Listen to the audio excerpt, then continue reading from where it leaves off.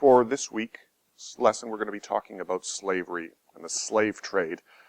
And wow, it's a big story, perhaps a story that you can't beat in terms of its depths of sadness and its depths of significance. It is a big story. It is a sad story. What are we going to be doing this week in terms of topics and questions? Well, we're going to try to, in some ways, just wrap our heads around what slavery is. We live in a liberal society, and people who study this topic in the modern world will tell you that it still exists in the modern world. Slavery still does exist out there. Yeah. It's a nasty thing. But from an historical perspective, and for our purposes in this course, we need to understand the basic condition of slavery, just to understand that the simple point, that I've often heard people say, slavery, wow, those people were treated like they were property, or like they were objects. They were property. They were objects. This is an issue in law and in human understanding. That's how they were understood to be. And that's profound. For how you treat that human being. Yeah. So we need to keep that in our minds as we're proceeding here. This is more for later weeks than it is for this week, but I think an awful lot of people in the past, and perhaps some cases today, have got caught up in the question of, how well were the slaves treated? And some people will say that's important, and you can understand why. But other people will say, and you can equally understand why, it doesn't matter how well they were treated, they were property, and you can't treat a human being like property. So that kind of basic conceptual issue is important for us to keep a handle on as we're going forward. So they're not treated like property, they are in fact property. So the big question we're going to deal with, we always have a big question on our lessons. Our big question this week is why? Why was this system able to exist? Why was this system able to function and be as important as it was in this early modern era? How did these people justify and legitimize these basic questions, this issue? So we can answer that in fairly simple ways. We can say, why did they do that? Well, because it was enormously profitable. They made a lot of money out of it. Yeah. Certainly, basic motivation for too much human action. Absolutely, yes. And in this course, in Money and Power, we can certainly run with that angle for sure. And we can also argue, and many people will make this case, that it was just the way it was. People accepted that in the past. And certainly, to a certain degree, that is true. Both in the African and in the European societies, there were legal frameworks that allowed that to exist. So that's certainly part of it. But at the same time, there was also criticism, and it wasn't just kind of criticism from below, it was criticism from above as well. And so, for example, we will read a papal encyclical on slavery from the 16th century this week, and it's critical of slavery. It understands that those are human beings, and therefore they have souls, and therefore they can go to heaven, and that slavery is therefore an indignity upon one of God's creations. Yeah. And so that is also part of an early modern understanding, and we need to keep that in the forefronts of our minds as we go along. So we'll try to get at the discussion, the debate, the understanding of this major story. We can look at this as having three very big impacts, and that's what we'll spend more time later in the course, but I think even as we begin the story of slavery, we need to understand the scale of the story that we're entering into. Or at least try to in a big... Try to is a good point, because some of these things are enormous, and it's a difficult thing to wrap your head around. The first of those is, I think, the hardest one to wrap your head around. 10 million people. So it's the demographic issue that we're talking about here. The transfer of 10 million people from Africa to the New World. The forced transfer. These people were not immigrants, and there's some people who, in history, have described these people as immigrants. They're not immigrants. In a very technical sense, they were immigrants, but they were forcibly removed from their homelands, transported across the oceans, and made to labor as property on the plantations and properties of other people. So the scale of that is enormous. What it meant for losing those people in Africa, what it meant for economic and political development in the New World as well. So that demographic shift is absolutely enormous. The second thing we can then look at is the economic impact of the slave trade. And there we can point to two quick things. One is the slave trade itself, very profitable. Lots of English and French merchants will spend 20 years trading, wine or oil or whatever, and they'll be doing okay. and then they'll save up enough money to go down the coast of Africa for one big haul of slaves and get them over the Caribbean, and they make their careers. They make enough in that one journey to last for the next 10 years. Yeah. Lots of wealth is made just in the actual movement of those people. And then the second thing, of course, is what those slaves do. They engage in labor. They work on plantations, major plantations. These are not small farms. These are cotton plantations. These are rice plantations, Yeah. indigo, sugar. All the major staple crops of the New World are produced by slave labor, owned by French, Spanish, English companies.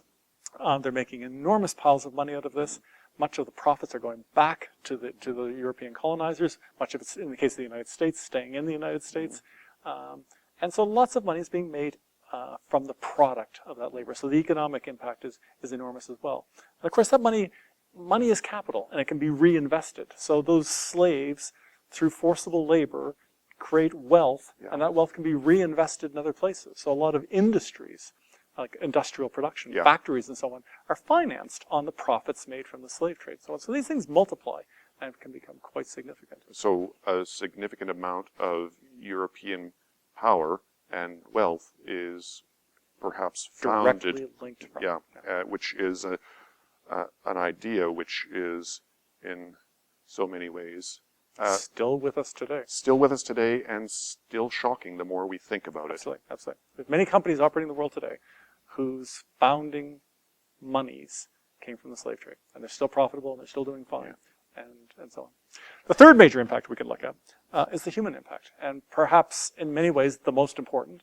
The violence that's involved in the system, the degradation of human beings, the impact it has on the communities that are torn apart by the removal of these people, the degradations that are imposed on the communities that are formed in the New World. These are huge stories in and of themselves. And of course, those have legacies as well, because it turns, it's part of the story of racism in the New World, and those are, again, legacies that continue to this day. So these are significant stories, stories that have 15th, 16th, 17th century beginnings, but whose legacies remain with us today in major ways. Yeah. So not just ripple effects, but shock waves that I think through. that is not hyperbole. Now, there is a deep and profound ethical and moral dimension to many, many of the issues that we, in fact, all of the issues that we talk about in the course, but in no lesson is the moral dimension of historical thinking probably clearer than in the material or the subject that we're starting to talk about in this lesson, and we will be talking about throughout the rest of much of the course.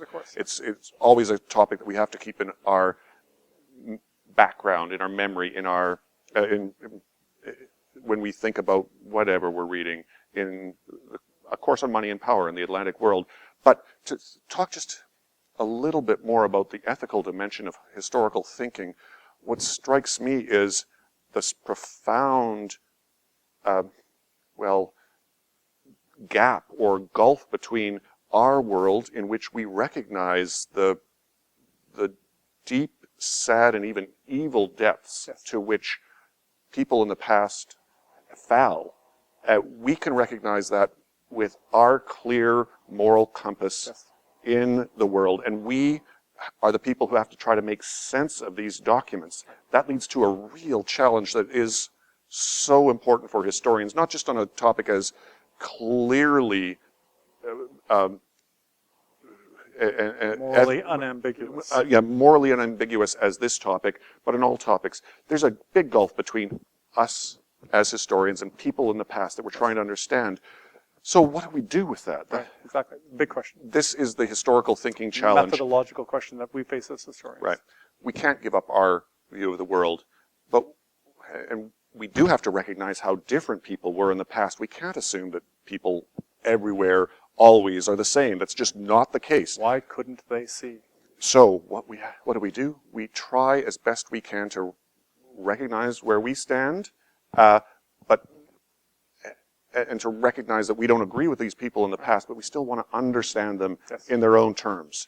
That's one dimension of ethical and moral thinking about the past. And in this case, it's really clear, but we do it all the time. Right. There's always an ethical dimension to this. There's always a judgment that we can pass on other people. Yeah. And so learning to find a way to step back as much as we can, to understand as best we can, is important in all these questions. Just that this week, it's very clear, Right. the distance. That's really one of the most important lessons to learn in understanding the moral dimension of historical thinking. There's one other. We've been already introduced to it in this course, and that is that not everyone in the past agreed morally. So you can look for that gap and the gulf between people in the past. And you might even, at a sophisticated level, look at how one person's views changed over time. That's something for which we would require a continuous set of sources. And a different course. And a different course. But it's a dimension of moral thinking, which is worth pointing out. Absolutely. Yeah. So, our ethical views and people's views in the past. How we can't give up ours, but we have to try to make sense of, in a fair and honest way, of people's views in the past, without recognizing we can and should think differently, but we don't want to say that they're simply wrong. A basic consideration of being an historian. Okay, a tough challenge. Enjoy. Enjoy indeed.